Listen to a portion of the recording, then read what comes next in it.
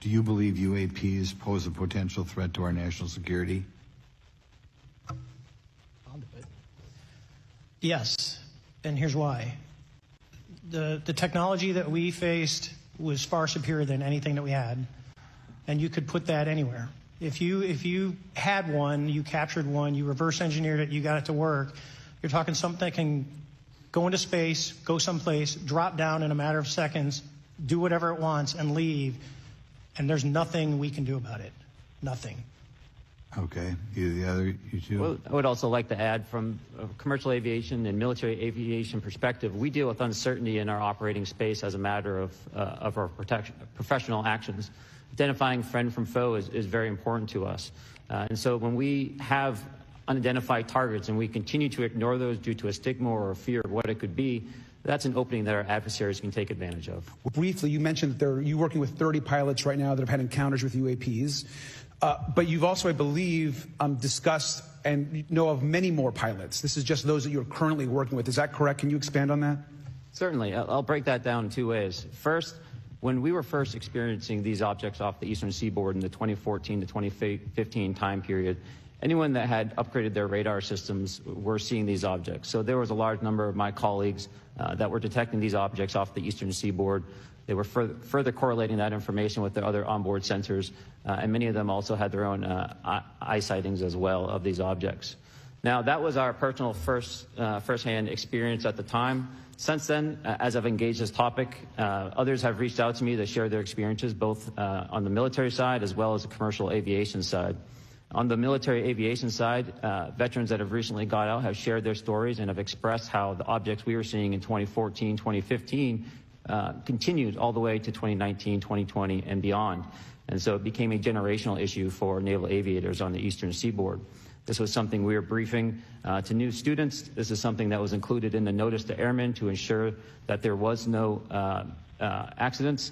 And now with commercial aviators, they're reaching out because they're having somewhat similar experiences as our military brothers and sisters, but they do not have any reporting system that they can send us to. It's a travesty that we don't have a system to correlate this and actually investigate.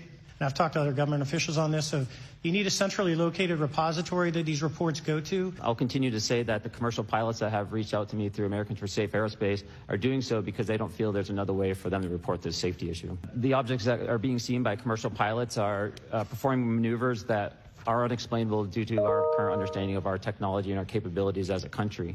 And that applies for the military as well. Mr. Ferrer? Yeah, I concur with that. We have nothing that can stop in midair and go the other direction, nor do we have anything that can, like in our situation, come down from space, hang out for 3 hours, and go back up. Mr. Gresh, finally, do you believe that our government is in possession of UAPs? Absolutely, based on interviewing over 40 witnesses over 4 years. And where? I know the exact locations, and those locations were provided to the Inspector General and some of which to the intelligence committees. I actually had the people with the firsthand knowledge provide a protected disclosure to the Inspector General. Thank you. And Mr. Chairman, I would just say that I think that these questions are important questions, and I look forward to being involved in the process to get those answered. I know there'll be a lot of questions from other committee members, so I yield back. Again, I'd like to know, how do you know that these were not our aircraft?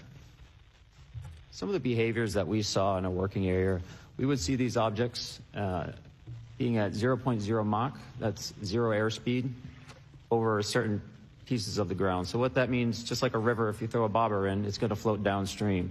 These objects were staying completely stationary in Category 4 hurricane winds. These same objects would then accelerate to supersonic speeds, 1.1, 1.2 Mach, and they would do so in very erratic and quick behaviors that I don't have an explanation for. Mr. Favor, what astonished you the most about the flight capabilities of these Tic Tac, very briefly? The performance, absolute performance. It was. And you're not aware of any other objects that anybody in the world has, in this world, that has those capabilities? No, I think it's far beyond actually our material science that we currently possess. Thank you all very much. Have you faced any retaliation or reprisals for any of your testimony or anything on these lines? Yeah, I have to be careful what I say in detail because there is an open whistleblower reprisal investigation on my behalf, and I don't want to compromise that investigation. But by providing anything that may help provide somebody information. But it was very brutal and very unfortunate, some of the tactics they used to hurt me both professionally and personally, to be quite frank. Yeah. Do you have any personal knowledge of people who have been harmed or injured in efforts to cover up or conceal these extraterrestrial technology? Yes. Anyone been murdered that you would that you know of or have heard of, I guess? I have to be careful asking that question. I directed people with that knowledge to the appropriate authorities. Are you aware of any of our enemies that have that capability? No.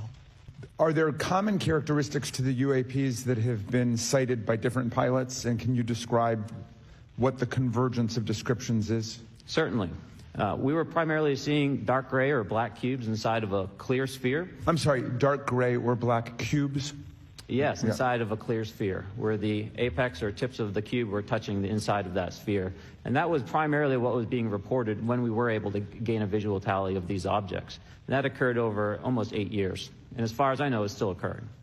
And what is your general interpretation of these phenomena, or what is your current thinking of trying to make sense of them? Well, I'll say, I'm not like a UFO fanatic. It's not me. But I will tell you that what we saw with 4 sets of eyes over a 5-minute period, still, there's nothing. We have nothing close to it. It was amazing to see. I told my buddy I wanted to fly it, but yeah, it's just an incredible technology.